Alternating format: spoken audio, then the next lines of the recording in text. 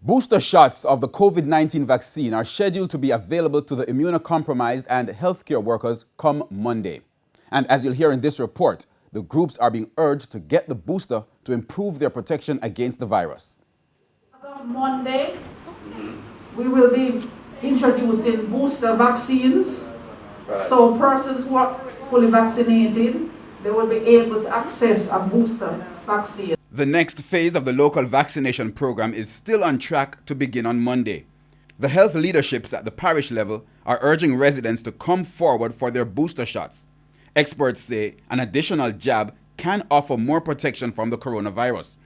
In the United States, the CDC recommends that persons 18 years or older get the booster shot.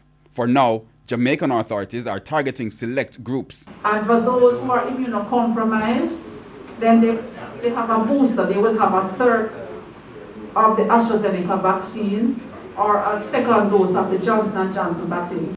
Healthcare workers are also being advised to get the booster shot. Prime Minister Andrew Holness, during an address to the Parliament on Tuesday, explained the timing for how the fully vaccinated can take a booster.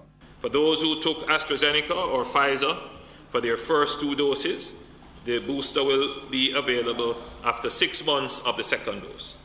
For those who took the single-dose Johnson & Johnson vaccine, the booster will be available after 2 months. More than 1,100,000 doses of vaccines have been administered in Jamaica to date, with more than 537,000 persons being fully vaccinated.